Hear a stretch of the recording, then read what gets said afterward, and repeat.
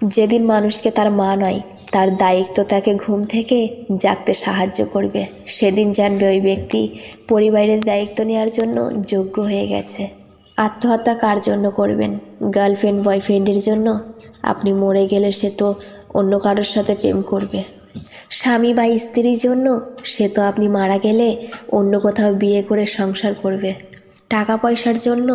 জীবনে বেঁচে থাকলে অনেক টাকা পয়সা কামাবেন, কেউ চেয়েও পায় না আর কেউ পেয়েও গুরুত্ব বোঝে না।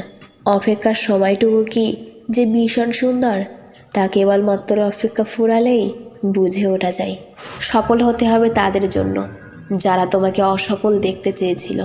সময় থাকতে যাকে মূল্য দেবে না, সময় ফুরলে তার নাগালে আর চাইলেও পাবে না। কারণ আত্মসম্মান সবারই আছে।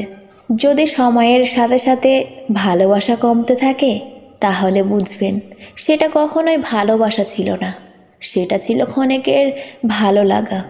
প্রতিটা মানুষের ভুলতে না পারাই একটা অধ্যায় থাকে।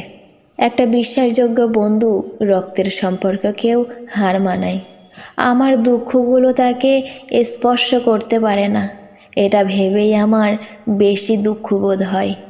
মানুষ তখনই স্থির হয়ে যায় যখন জেনে যায় সে যা চেয়েছে তা কখনোই পাবে না।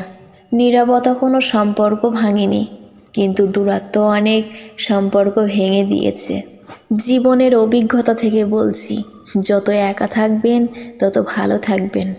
সব ইচ্ছা কি আর পূরণ হয়? মাঝে মাঝে অসম্পূর্ণতা নিয়েও বাঁচতে হয়।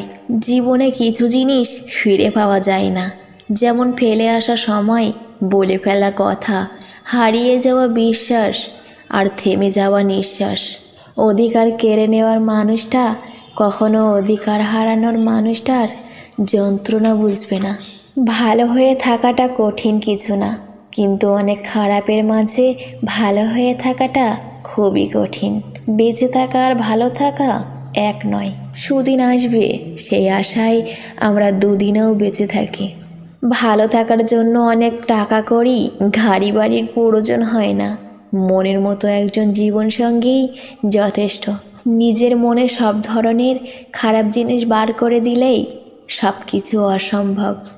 মাঝে মাঝে মন খারাপের পিছনে এত বেশি কারণ থাকে যে মানুষ বুঝতেই পারে না কোন কারণে সে এত বেশি কষ্ট পাচ্ছে। 1 মিনিট লাগে কাউকে জানার জন্য, 1 সেকেন্ড লাগে কাউকে ভালোবাসার জন্য, আর এক জীবন চলে যায় কাউকে ভুলে যাওয়ার জন্য। যদি কেউ তোমাকে না দেখে ভালোবেসে ফেলে, তাহলে সেই ভালোবাসার গভীরতা থাকে অনেক বেশি।